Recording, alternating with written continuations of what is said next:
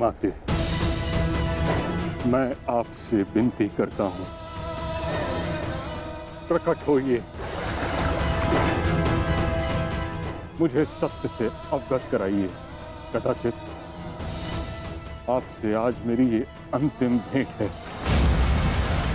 मेरे मन से संताप को अपनी शीतल धारा से शांत कीजिए माते।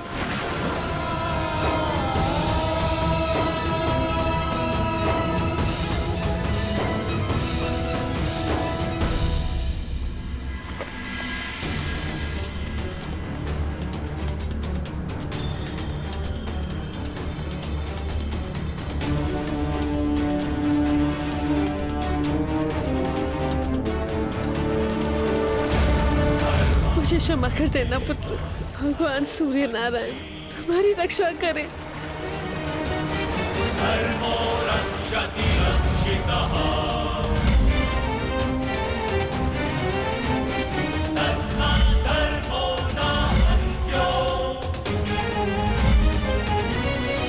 भाकर तुम राधे नहीं कुंती पुत्र हो। इस महाभारत के पश्चात आपके 5 पुत्र जीवित रहेंगे। यदि अर्जुन ने मेरा वध किया तो भी, और मैंने अर्जुन का वध किया तो भी। क्या आप 101 की रक्षा कर सकते हैं? यह 101वां कौन है? अंगराज कर्ण।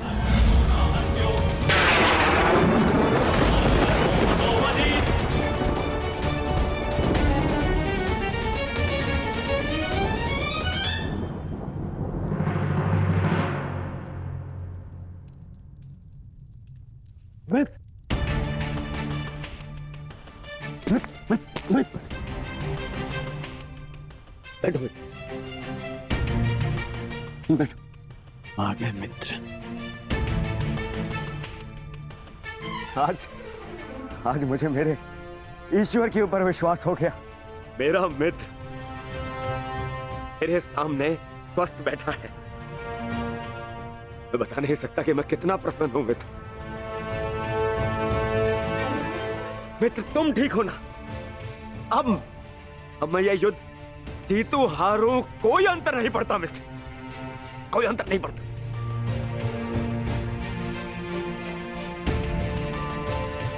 तुम चिंता मत करो मित्र, हम ये युद्ध अवश्य जीतेंगे।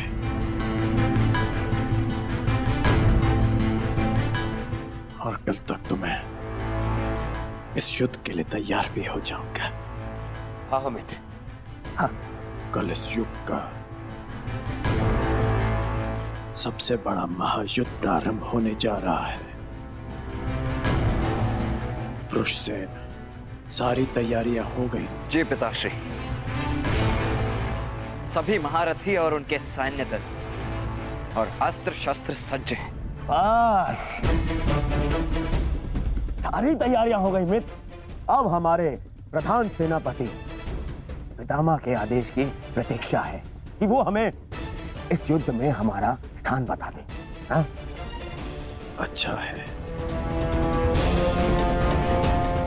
कल मैं भी अपना स्थान लेने के लिए प्रस्तुत रहूंगा। अवश्य। वैसे पितामह है कहाँ?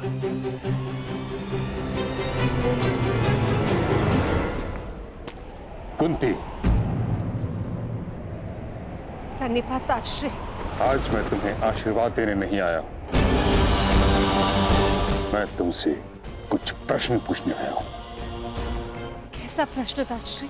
वो प्रश्न जिसका उत्तर तुम्हारे अतीत में है। उस अन्याय के विषय में पूछने आया हूं जो तुमने एक अबोध बालक के साथ किया।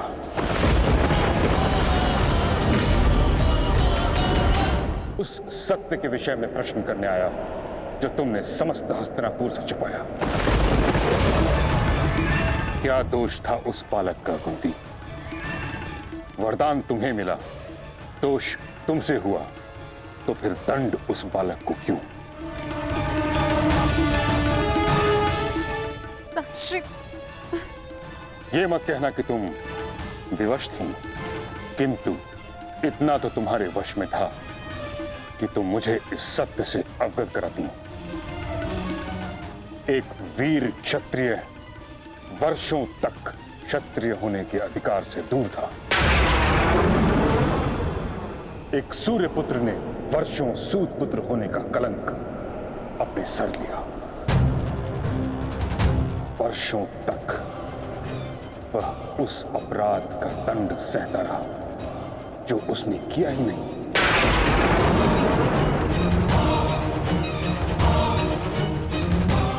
तुमने न स्वयं कर्ण के साथ अन्याय किया है कुंती, बल्कि हर पल हर पग पर उसके विरुद्ध मुझसे भी अन्याय करवाया है। मैं क्षमा चाहती हूँ ताजश्री, परंतु समझ नहीं पाई कि मैं आपको सत्य कैसे बताऊं। समझ तो तुम नहीं रही हो कुंती, कितना बड़ा अनर्थ करवा दिया है तुमने हस्तिनापुर से। एक क्षत्रिय को सूत का जीवन व्यतीत करना पड़ा। उसे ना क्षत्रियोचित शिक्षा मिली, ना ही अधिकार। रंगभूमि से उसे अपमानित करके निकाला गया। उसके भाई के मुंह में उबलता हुआ स्वर्ण डाला गया। हर पल उसे पीड़ा मिली, हर पल उसके साथ घोर अन्याय हुआ। तुमने ठीक नहीं किया कुंती, परंतु मैं अब सब ठीक कर दूंगा। हमें इस सत्य से सबको अवगत कराना होगा कि कर्ण तुम्हारा पुत्र है, अन्यथा अनर्थ हो जाएगा। नहीं ताजश्री, आप ऐसा मत कीजिए। इस सत्य का अगर सबको भान हो गया तो अनर्थ हो जाएगा। जन्म से कर्ण को सम्मान नहीं मिला। अपने कर्म से जो उसने सम्मान अर्जित किया है, सबको सत्य बताने से वो भी समाप्त हो जाएगा। आपसे विनती करती हूँ ताजश्री, इस सत्य को आप रहस्य ही रहने दीजिए। विनती।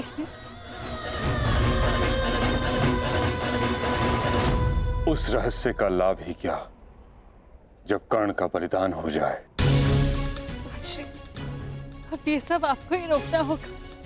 दो सहोदर एक दूसरे का रक्त न भाई, ये उत्तरदायित्व आपको ही लेना होगा ताजश्री। आपको और वो के प्रधान के सेनापति रण की रक्षा केवल आप ही कर सकते हैं। ताजश्री, मैं अपने 6 पुत्रों को जीवित देखना चाहती हूँ। अब आपको ही कुछ करना होगा ताजश्री। इस विपदा का है आपको ही निकालना होगा।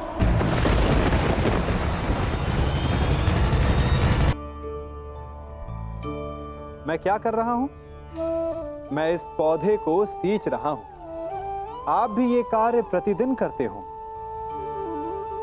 जब इस पौधे को जल देंगे तभी ये फलवित होगा, इसमें से फूल निकलेंगे, इसकी सुंदरता बढ़ेगी।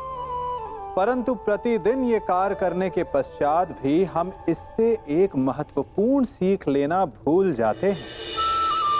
हम कभी पौधों के पत्तों पर, उनकी डालियों पर, उनके फूलों और फलों पर जलधारा नहीं डालते, उन्हें धोते नहीं, परंतु फिर भी वो पनपते हैं।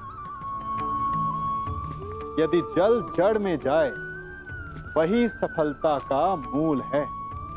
यदि आप एक बार में अनेक कार्य करने जाएंगे तो आपको एक कार्य में भी सफलता नहीं मिलेगी। परंतु यदि आप बुद्धिमता से, दृढ़ मन से एक कार्य साधेंगे तो एकाएक स्वतः ही सारे कार्य सध जाएंगे। जो आपका मूल है, जहां से आपको सिंचाई मिल रही है, यदि आपने उसकी जड़ को छोड़ दिया तो एक सूखे पौधे की भांति आप भी सूख कर गिर जाएंगे और अंततः अपना अस्तित्व खो बैठे। अब आपको ही कुछ करना होगा ताजश्री। इस विपदा का हल आपको ही निकालना होगा।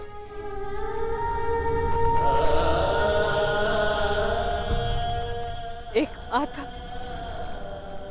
अपने कर्तव्य में चूक गई है।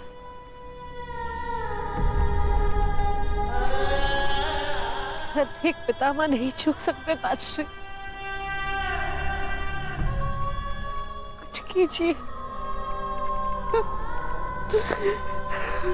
हर बार भीष्म के समक्ष ही भीष्म स्थिति क्यों उत्पन्न हो जाती है?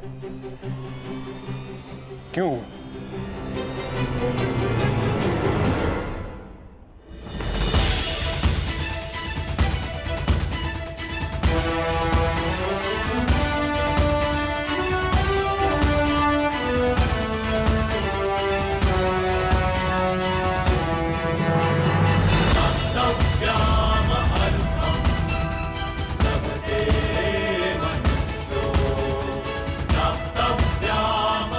आप सभी को अपने अस्त्र शस्त्र मिल चुके हैं।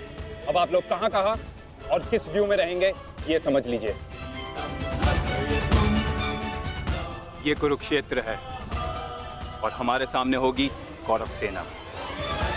हमारी सेना का दायां पक्ष मैं संभालूंगा और बायां पक्ष महाबली भीम, और मध्य में होंगे गांडीवधारी अर्जुन, और कौरवों की सेना में द्रोणाचार्य, अश्वत्थामा, कर्ण, दुर्योधन जैसे महारथी होंगे, और सबसे आगे होंगे महाबली, इच्छा मृत्यु के वरदानधारी भीष्म।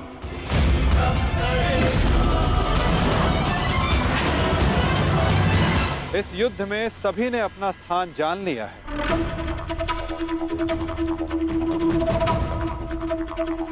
अब तुम सुनो पार्थ, तुम इस युद्ध के, इस सेना के सबसे महत्वपूर्ण भाग में हो, और युद्ध की अलिखित नीति यही है कि प्रारंभ निर्णायक होता है, और एक कुशल और विजय प्रारंभ न केवल सेना का मनोबल बढ़ाता है, अपितु उसे विजय की ओर भी लेकर जाता है।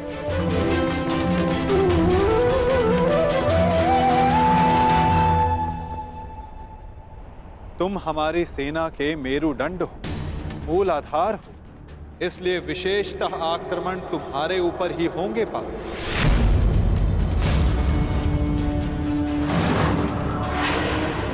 और युद्ध में तुम्हारे समक्ष खड़े होंगे तुम्हारे पितामह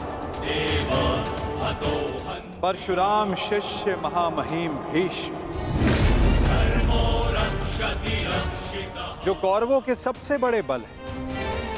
और कूटनीति यही कहती है कि यदि आधार को गिरा दिया जाए तो इमारत को गिरने में ज्यादा समय नहीं लगता। और महामहिम भीष्म कौरव सेना के आधार हैं।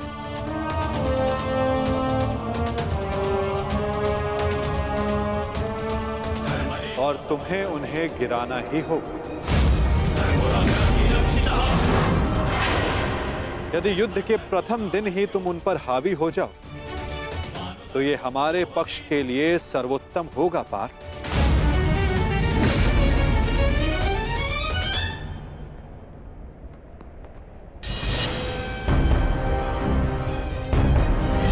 तुम्हारे पुत्र हस्तिनापुर की रक्षा बनेंगे, यही इनका कर्तव्य है और यही नियति है।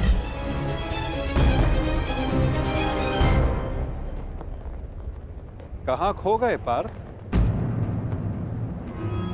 मैं बस यही सोच रहा हूं माधव, पितामह पर वश कैसे कर पाऊंगा। वो देव गुरु बृहस्पति और भगवान परशुराम के शिष्य हैं, और उस पर उन्हें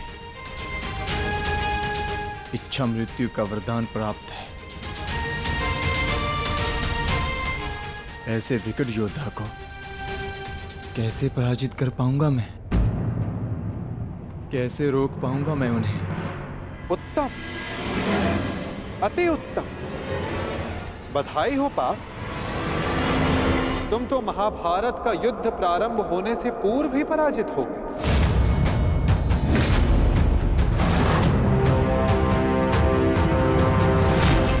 एक शत्रु की शक्ति का अनुमान होना एक योद्धा के लिए उचित होता है, परंतु शत्रु की शक्ति को देखकर उससे स्वयं को हीन समझना पराजय की ओर सबसे पहला पड़ाव होता है पार्थ।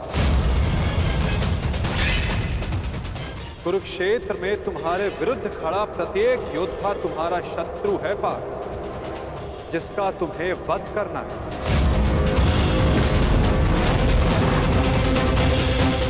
अन्यथा आज तुम भीष्म से भयभीत हो, कल तुम कर्ण से होगे, परसों तुम ये कहोगे कि मैं आचार्य द्रोण का सामना कैसे करूं। यदि ऐसा ही रहा तो कैसे पूर्ण करोगे अपने साथ हुए अन्याय का प्रतिकार? कैसे लोगे पांचाली के अपमान का प्रतिशोध? अपनी प्रतिज्ञाएं कैसे पूर्ण करोगे पार्थ? बताओ। यदि युद्ध में विजय होना है तो उसका केवल एक ही मार्ग है पार्थ, या तो शत्रु का सर झुका दो या फिर उसका सर संधान कर दो।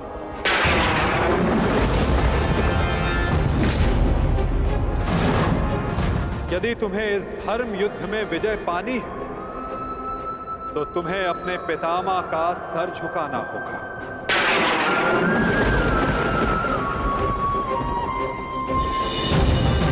या फिर उनका सर संधान करना होगा पार्थ। और यही तुम्हारा धर्म है पार्थ।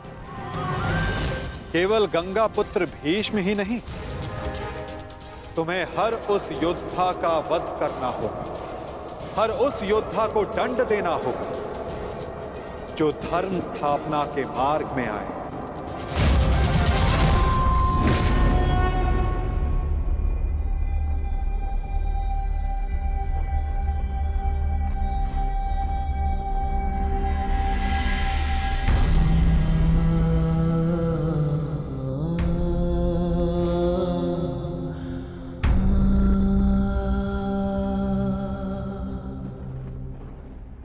क्या हुआ पार्थ? तुम इतने विचलित क्यों हो? कुछ नहीं माधव।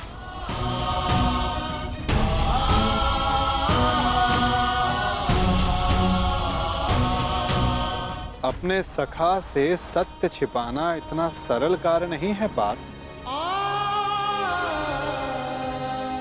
तो बताओ, ऐसा क्या भाव है जो तुम्हारे मन को अशांत कर रहा है? बोलो पार्थ। नहीं माधव, मैं ठीक हूं।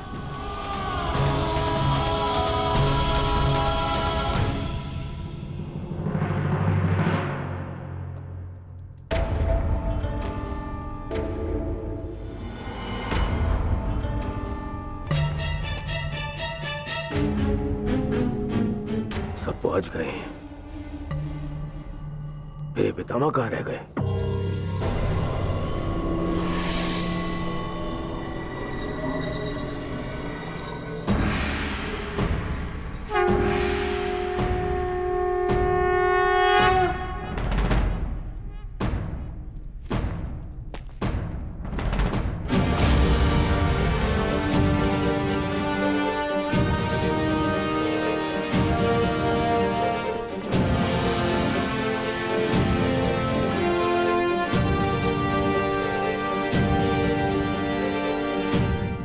सभा आरंभ की जाए।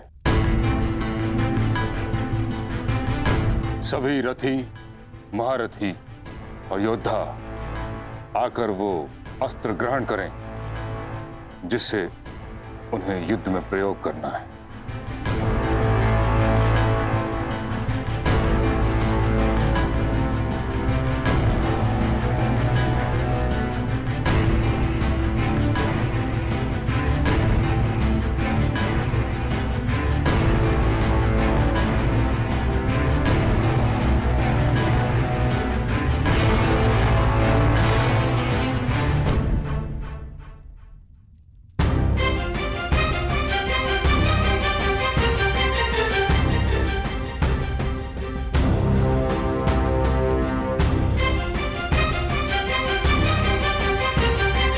प्रणिपात महामहिम।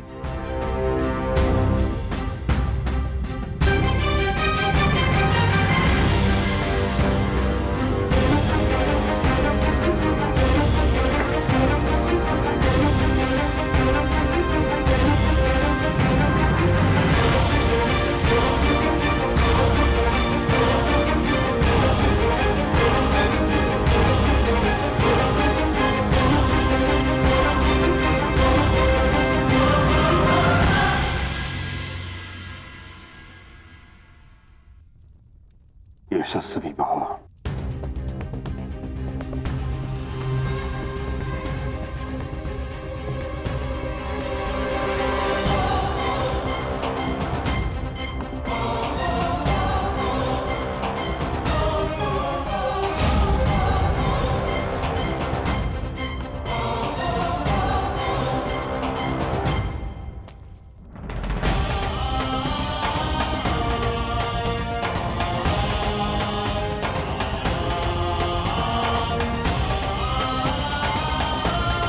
प्रणिपात महामहिम।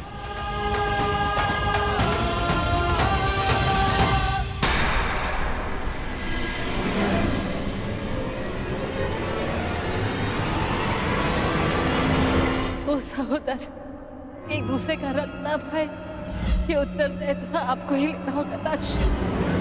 प्राण की रक्षा केवल आप ही कर सकते हैं।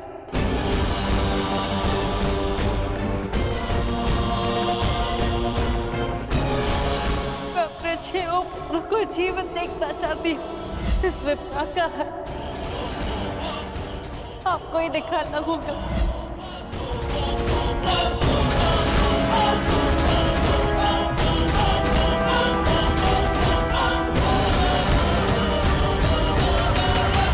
मेरा शस्त्र महामहिम। क्या हुआ पितामह?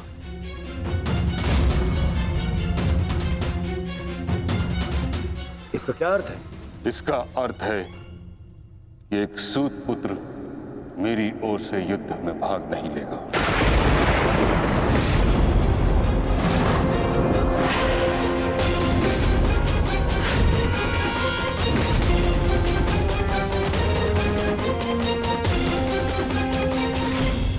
ये क्या कह रहे हैं आप पितामह? आप अब भूल रहे हैं, वर्षों पहले मैं अंगराज को राजा घोषित कर चुका हूं। उसके कर्म को, उसके जन्म से प्रधानता दी थी आपने। कर्ण ने मेरे लिए दिग्विजय प्राप्त की है।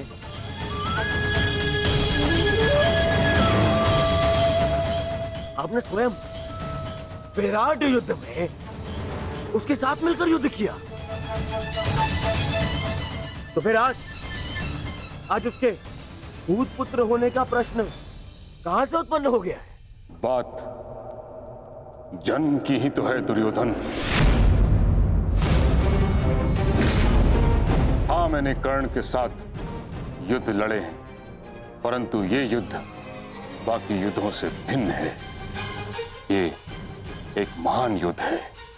भले ही कर्ण अंगराज है, परंतु यह बात भी सत्य है कि इसका जन्म एक सूत के घर हुआ है।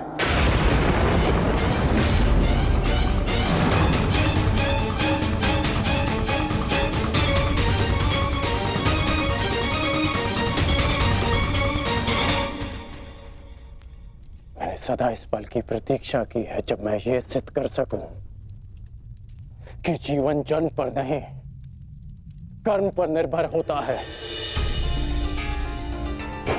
और आज जब ये समय आया तो आप मुझसे कह रहे हैं कि मैं रिक्त हाथ लौट जाऊं।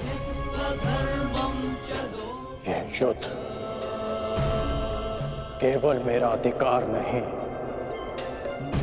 मेरे जीवन जीने का लक्ष्य है। आप मुझसे मेरा अधिकार, मेरा लक्ष्य मत छीनिए।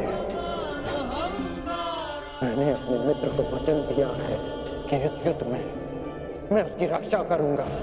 पूर्ण रूप से मैं उसकी सहायता करूंगा, चाहे मेरे प्राण क्यों ना चले जाएं।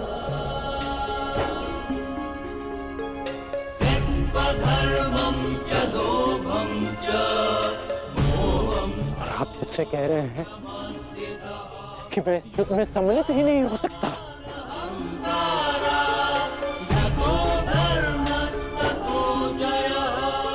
ऐसा क्या अपराध कर दिया मैंने कि आप मुझे यह दंड दे रहे हैं?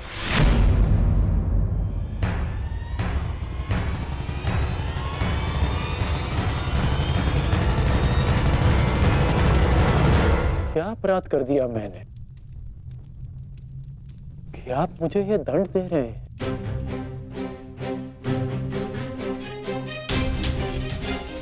मैं कौरवों का सेनापति हूं और एक सूत पुत्र को अपने निर्णय का कारण बताना उचित नहीं समझता।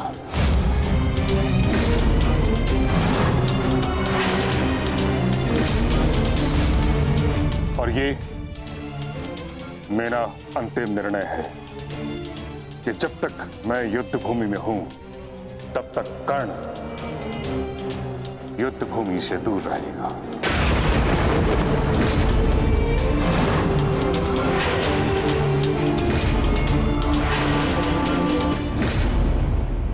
ठीक है बेटा,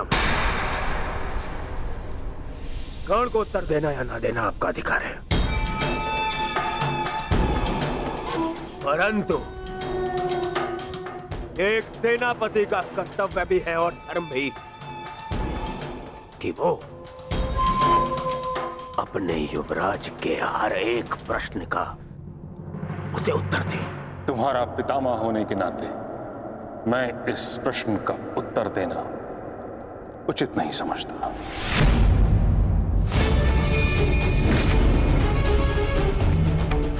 परंतु मैं कारण समझ चुका हूं,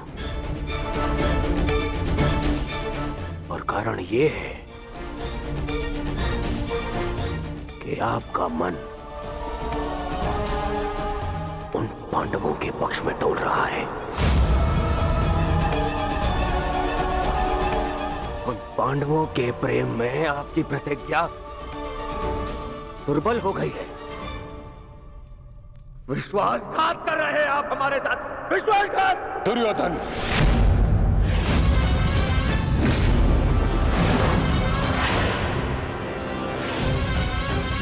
नहीं पितामह, मुझ पर क्रोध दिखाने से आपका सत्य बदल नहीं जाएगा, और सत्य यही है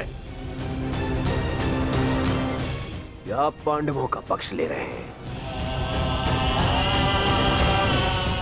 आप जानते हैं कि यदि कर्ण ने इस युद्ध में भाग लिया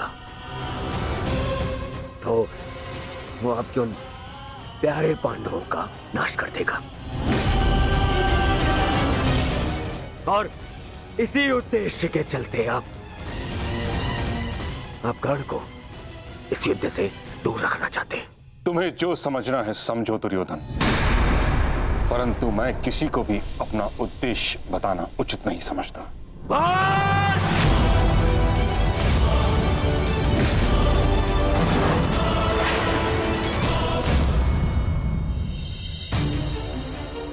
बहुत हो गया पितामह, बहुत हो गया। अब आपको अवकाश लेने की आवश्यकता है। बूढ़े हो गए हैं आप।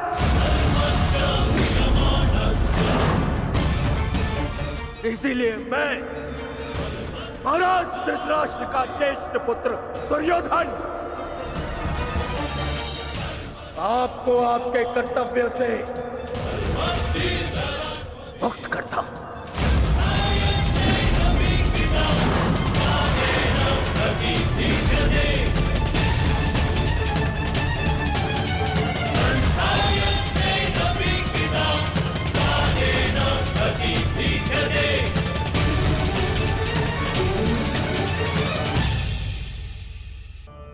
हमने एक बात अपने माता पिता, अपने बड़ों से, अपने बुजुर्गों से सुनी ही होगी कि संगति का प्रभाव मनुष्य पर पड़ता ही है। यदि वर्षा की एक बूंद सीप के मुख में जाए तो वो मोती बन जाती है, और यदि वही वर्षा की एक बूंद सर्प के मुख में जाए तो विष। तो क्या यही सत्य है? नहीं। आपने कभी चंदन के वृक्ष को देखा है? उस पर सर्प विचरण करते हैं, विषधर उससे लिपटे रहते हैं, परंतु फिर भी चंदन का वृक्ष विषैला नहीं होता। वो तब भी सुगंध देता है और पवित्र माना जाता है। तो इसका रहस्य क्या है कि वर्षा की बूंद पर संगति का प्रभाव पड़ता है और चंदन के वृक्ष पर नहीं? इसका रहस्य है आत्मबल। वर्षा की बूंद वातावरण के अनुसार स्वयं को बदल लेती है, इसीलिए उसकी संगति ही उसका प्रारब्ध बन जाती है। परंतु चंदन का वृक्ष अपना व्यक्तित्व, अपना गुण नहीं खोता। इसीलिए यदि आप में आत्मबल हो, आपका मन दृढ़ हो, तो बुरी से बुरी कुसंगति भी आपका कुछ नहीं बिगाड़ सकती।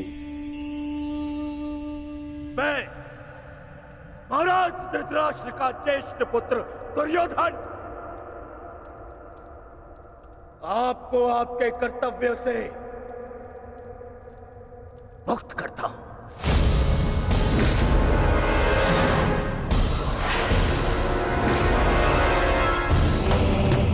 बताया क्यों पितामह? क्योंकि आपसे कहीं अधिक विश्वास मुझे मेरे मित्र कर्ण पर है, उसकी प्रबलता पर है। क्योंकि आपका हृदय तो सदैव पांडवों के हित में ही सोचता आया है।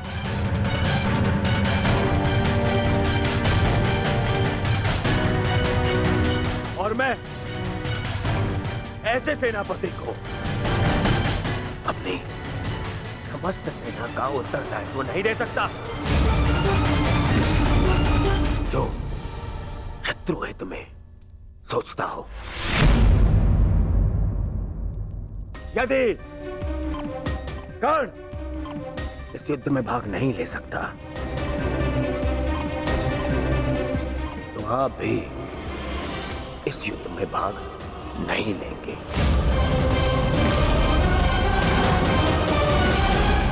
यदि तुम्हारा यह निर्णय है दुर्योधन, तो यही सही। मैं स्वयं को इस युद्ध से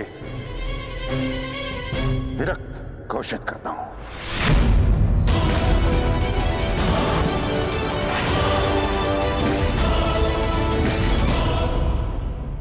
मुझे आपकी आवश्यकता नहीं। दुर्योधन, ये क्या कह रहे हो तुम? मूर्खता मत करो और मित्रता की मोह में नेत्रहीन ना बनो दुर्योधन। हमें कर्ण से अधिक पितामह की आवश्यकता है, समझ गए तुम? मैंने आपसे सुझाव मांगा। मांगा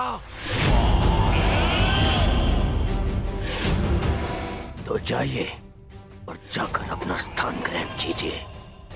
मुझे याद है कि मैं क्या कर रहा हूं। जाइए।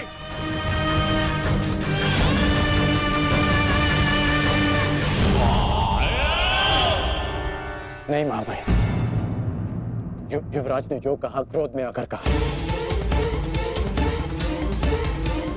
मैं इस विषय में उनसे बात करूंगा, सब ठीक हो जाएगा महाभाई।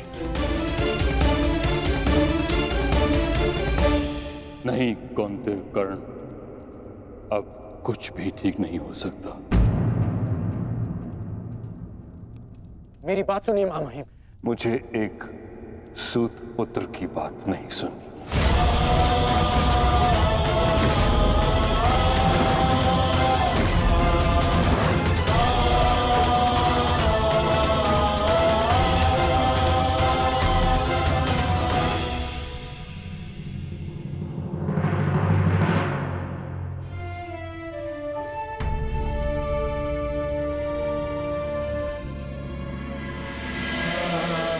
कुरुक्षेत्र में तुम्हारे विरुद्ध खड़ा प्रत्येक योद्धा तुम्हारा शत्रु है पार्थ, जिसका तुम्हें वध करना है।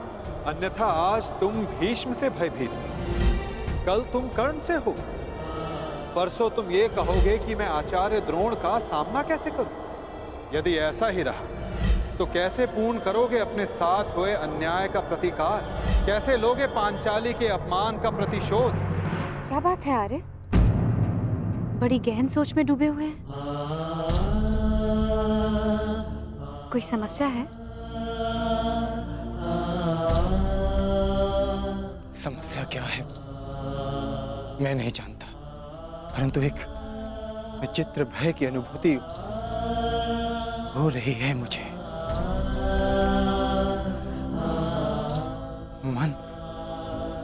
मन बड़ी दुविधा में है। कैसा भय और कैसी अनुभूति?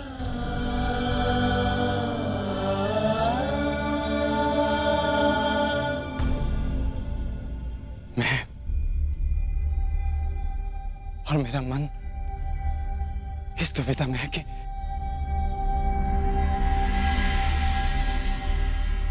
क्या यह युद्ध उचित है? क्या अपनों का वध करना आवश्यक है?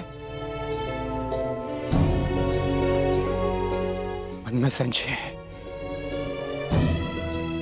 कहीं हम कोई अनर्थ तो नहीं करने जा रहे?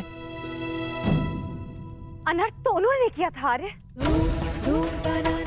भूल गए लक्षाग्रह, भूल गए वो द्यूत सभा, भूल गए मेरा चीरहरण करने का प्रयास। वो वनवास, अज्ञातवास स्मरण नहीं आपको? ये अनर्थ नहीं, अपितु इस समय का सबसे अर्थवान कार्य है आर्य।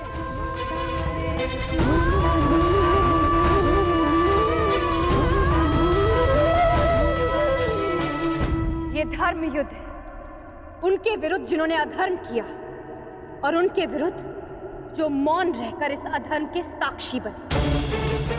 ये एक प्रयास है आर्य, आने वाली पीढ़ियों के समक्ष एक उदाहरण प्रस्तुत करने का कि जो अधर्म करता है और जो चुप रहकर उसे होते हुए देखता है, वो दोनों ही नाश के भागी हैं।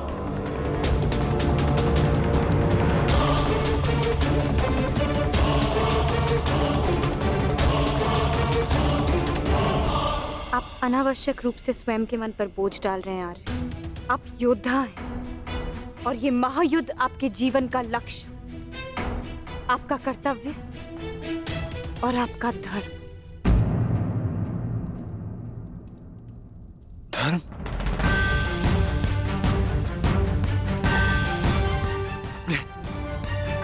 अपने पितामह पर शस्त्र उठाना कैसा धर्म है? गुरु का वध करना कैसा कर्तव्य? विराट युद्ध में जब यही लोग आपके विरुद्ध धनुष बाण ताने खड़े थे, तो क्या ये उनका कर्तव्य था? प्रतिज्ञा से बंधे होने का बहाना बनाकर अपनी कुलवधू की लाज लुटते हुए देखना, क्या ये उनका धर्म था? और ये मत भूलिए आर्य, आचार्य द्रोण ने अपना प्रतिशोध पूरा करने के लिए पिताश्री के विरुद्ध आप सबको युद्ध में झोंक दिया था। आप तो अधर्म का प्रतिकार ले रहे हैं।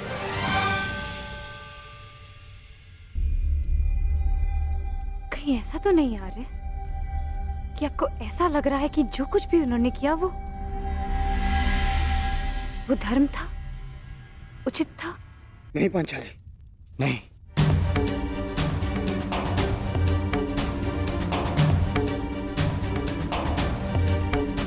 जो उन्होंने किया वो सर्वथा अनुचित था, परंतु मन में दुविधा यह है कि जो हम करने जा रहे हैं वो उचित है।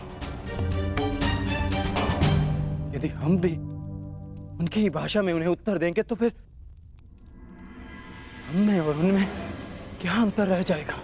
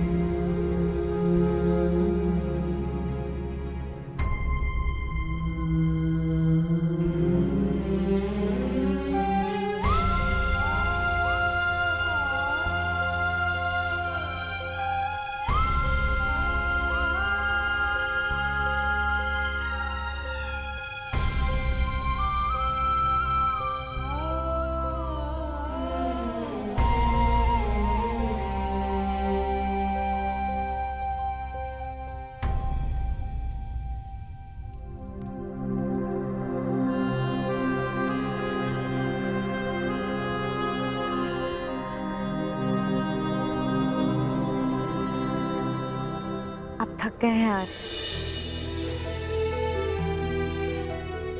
विश्राम कीजिए, सो जाए। सो जाऊं? कैसे सो जाऊं पांचाली, जबकि मुझे ज्ञात है कि कल प्रातः मुझे बाण संधान करने हैं जो मेरे परिजनों को मृत्यु की नींद सुला देंगे।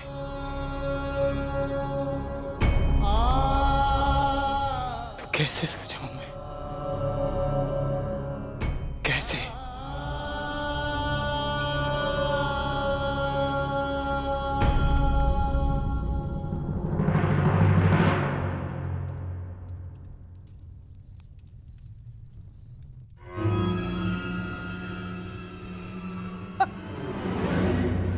साम दाम दंड भेदेन अस्माकं विजयम निश्चितम। साम दाम दंड भेदेन अस्माकं विजयम निश्चितम। कहाँ है? कैसे होगा? अपनी मित्रता के भावावेश में बहकर तुम बहुत बड़ी भूल कर रहे हो दुर्योधन, बहुत बड़ी भूल। वो अंगराज अब वो कर्ण नहीं रहा जिसे अस्त्र बनाकर तुम पांडवों पर प्रयोग करना चाहते थे ना, जिसकी सारी शक्ति उसके कवच और कुंडल में थी, जो अब नहीं है, जिसके जाते ही कर्ण केवल और केवल मात्र एक साधारण योद्धा और एक साधारण धनुर्धारी रह गया है दुर्योधन। और ऐसे व्यक्ति को तुम प्रधान सेनापति बनाना चाहते हो? है? कौरवों की वास्तविक शक्ति इच्छा मृत्यु के वरदानधारी महामहिम भीष्म है, ना कि वो कवचहीन सूत पुत्र कर्ण। मैं जानता हूं कि तुम्हें बहुत बुरा लगता है, बहुत बुरा लगता है, जानता हूं मैं। परंतु एक बार अपने मन से पूछो, एक बार उत्तर यही मिलेगा कि वो सुपुत्र कर्ण कुंती और उसके पुत्रों के लिए कोमल भाव रखता है, कोमल भाव। स्मरण करो कि किस प्रकार उसने हमारी हर चाल में बाधा डालने का प्रयास किया है दुर्योधन। चाहे वो द्युत सभा हो या विराट युद्ध, हाँ, या फिर तुम्हारे जीजा श्री जयद्रथ का अपमान है। कर्ण सदैव उन पांडवों के पक्ष में रहा है, द्रोही है वो। अपने मन को टटोलो दुर्योधन, उत्तर मिल जाएगा तुम्हें। विश्वासघाती है तुम्हारा मित्र कर्ण, विश्वासघाती।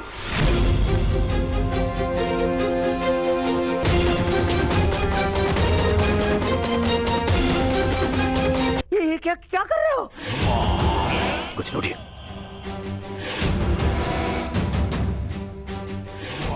मैंने अपने मन को टटोल कर देखा तो स्वर से यह आया कि मेरा मित्र कर्ण पूर्ण रूप निष्ठावान है। एक और स्वर मन से निकला कि यदि मेरे मित्र कर्ण के ऊपर कोई भी उंगली उठाए तो उसे तोड़ देना।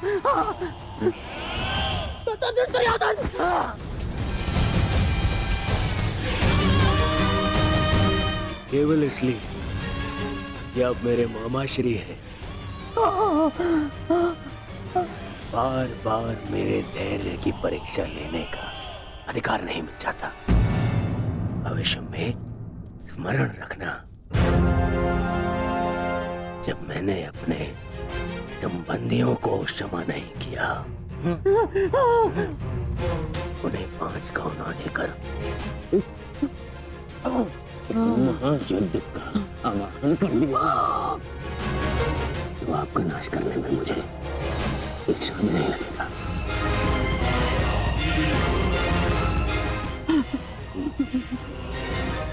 इसलिए स्मरण रखना, ना तो फिर कभी मेरे धैर्य की परीक्षा लेना और ना ही मेरे मित्र कर्ण के ऊपर आरोप लगाना।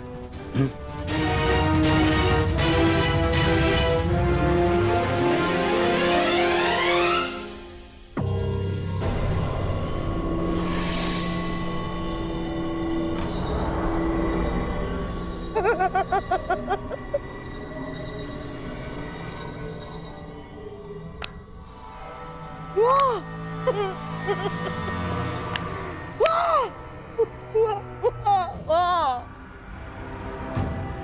मेरे होने वाले सम्राट, वाह! आज तुमने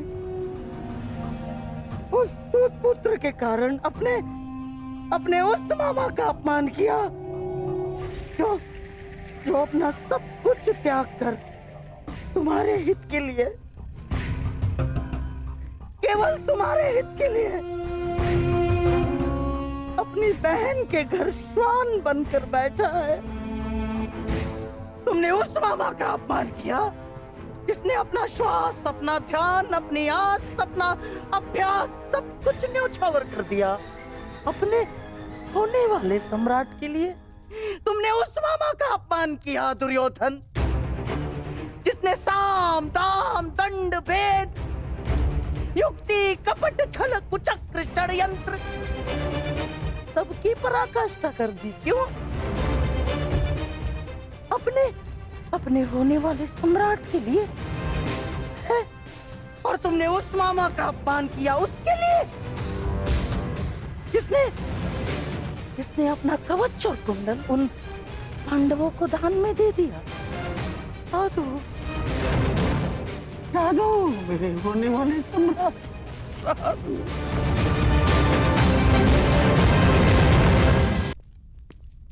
नहीं पिताश्री, मुझे महामहिम का निर्णय स्वीकार नहीं है। मुझे तो युवराज दुर्योधन का संदेह उचित प्रतीत होता है। हाँ, अवश्य महामहिम उन पांडवों की सुरक्षा चाहते हैं और वो जानते हैं कि जब तक आप युद्ध में उपस्थित रहेंगे तब तक पांडव सुरक्षित नहीं है।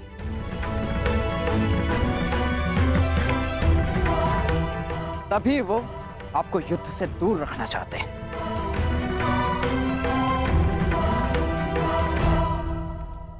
जानता हूं मैं ये बात।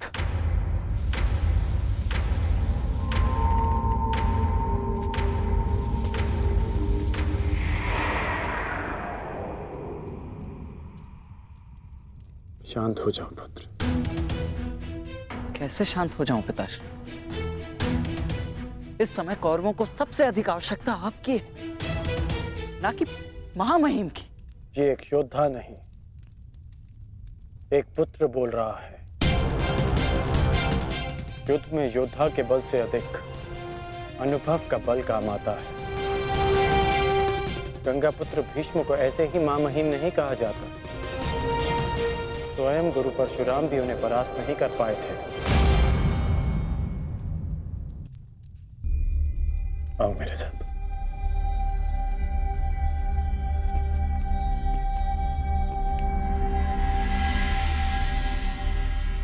जब तुम भीतर आए थे तो बाहर कौन था?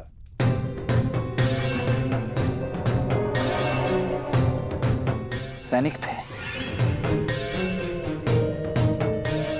सहस्त्रों सैनिक थे। तो बताओ कि वो सारे सैनिक कहां चले गए?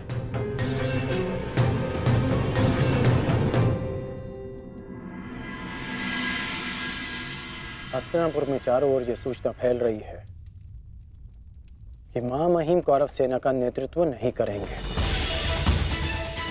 सारे सैनिक अपने अपने सेना नायकों के पास इस बात की पुष्टि करने के लिए गए हैं। और यदि ये निश्चित हो गया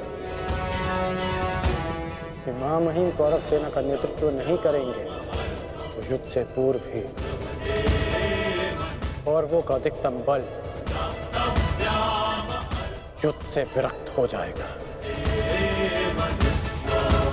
ये सारे सैनिक अपने प्राण हथेली पर लेकर इसलिए लड़ते हैं क्योंकि इन्हें विश्वास है कि उनका सेनापति उनके प्राण व्यर्थ नहीं जाने देगा, कि उनके जीवन के बदले में उन्हें विजय मिलेगी। इसलिए पुत्र, दुर्योधन को मेरे बदले महामहिम को चुनना चाहिए। क्योंकि मां महीम के पास सेना का विश्वास है। तो अब आप क्या करेंगे पिताश्री? एक योद्धा होने के नाते अपने से महान योद्धा का सम्मान और वो कार्य जो मेरे मित्र के हित में होगा।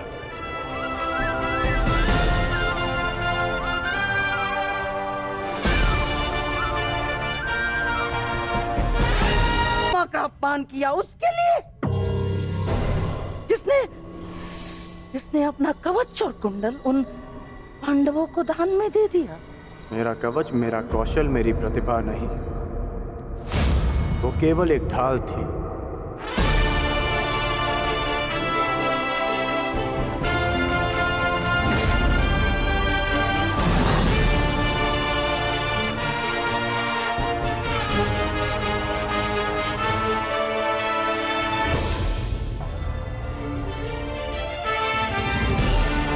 और दुर्योधन की ढाल मैं हूं।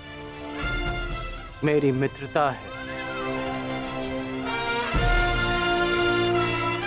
और ये मित्रता मेरे लिए मेरे प्राणों से भी अधिक महत्वपूर्ण है। मैंने सदैव अपने मित्र के प्रति अपनी निष्ठा सिद्ध की है और आज भी मैं ऐसा ही करूंगा।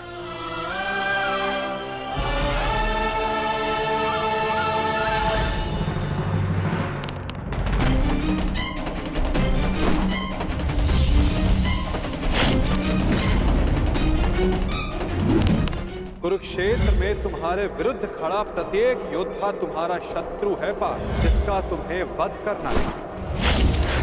ये धर्म युद्ध उनके विरुद्ध जिन्होंने अधर्म किया।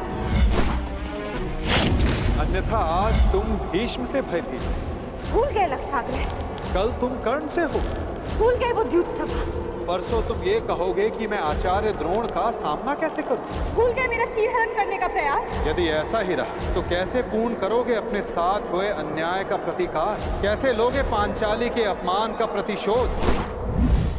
कुरुक्षेत्र में उनके विरुद्ध जिन्होंने अधर्म का प्रतिशोध।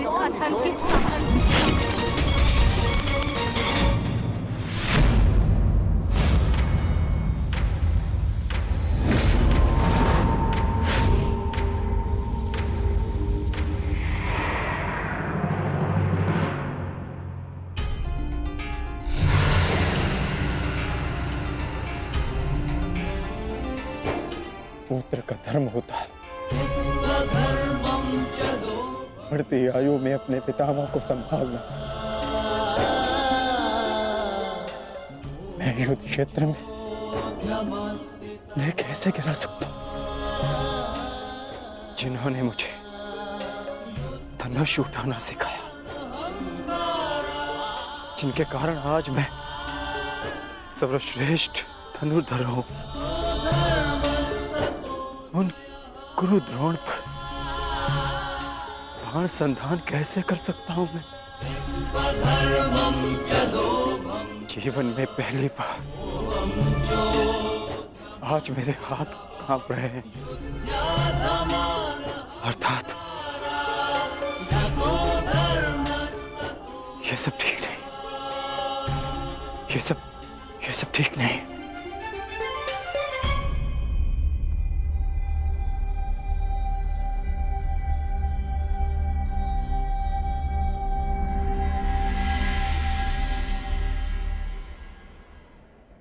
क्या हुआ पार्थ?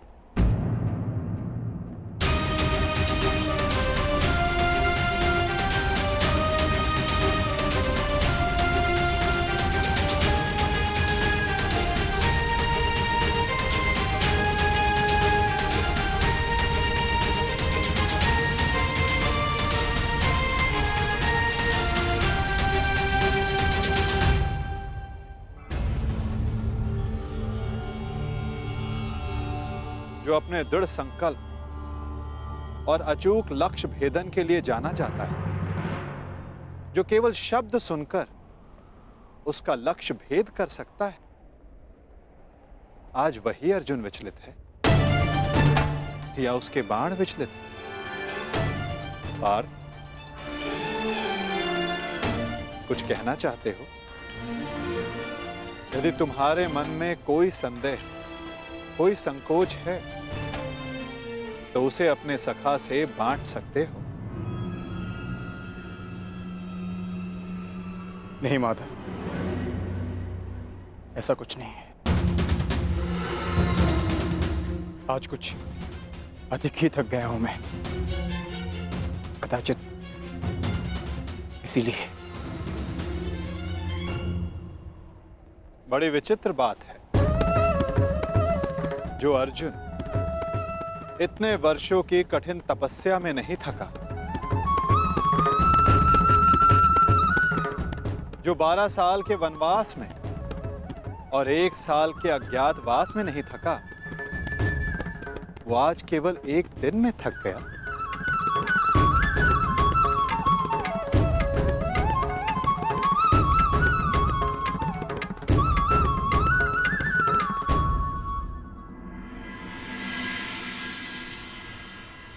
कोई बात नहीं पार्थ, असाधारण मनुष्यों के जीवन में विचित्र कथाएं होती ही रहती हैं। आओ, शिविर में चलकर सभी वीर मिलकर भोजन करें।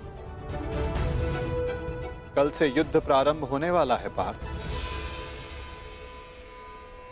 किसे ज्ञात किसके साथ दोबारा भोजन करने का अवसर ही ना मिले।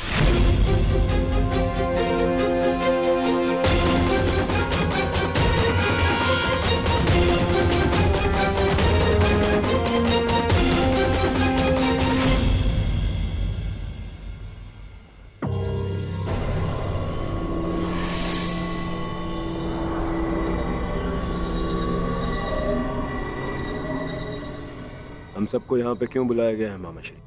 क्या? मुझे तो लगा कि तुमने हम सबको यहाँ एकत्रित होने का आदेश दिया है।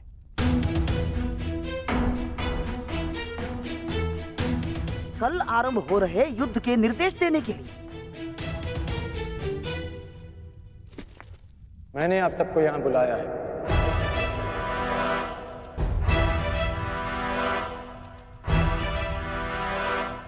पधारने के लिए धन्यवाद। परंतु तुमने हमें यहाँ क्यों आमंत्रित किया है कर्ण? बताता हूं मित्र, पहले सभा पूर्ण हो जाए।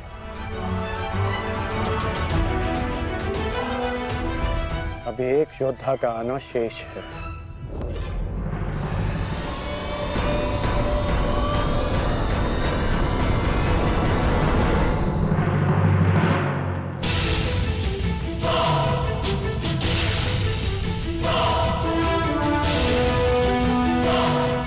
इससे पूर्व कि किसी के भी मन में कोई विचार उत्पन्न हो, मैं बता देना चाहता हूं कि मेरे यहाँ आने का कोई उद्देश्य नहीं। मैं यहाँ केवल अंगराज के आग्रह पर उपस्थित हुआ हूं।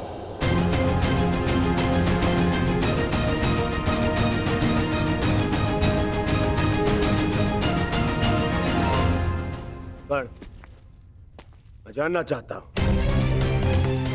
इस सभा को बुलाने का उद्देश्य क्या है मित्र?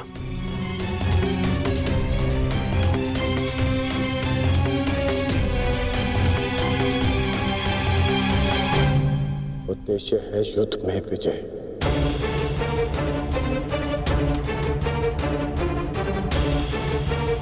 तुम अपने मित्र मुंह में आकर बहुत बड़ा अनर्थ करने जा रहे थे।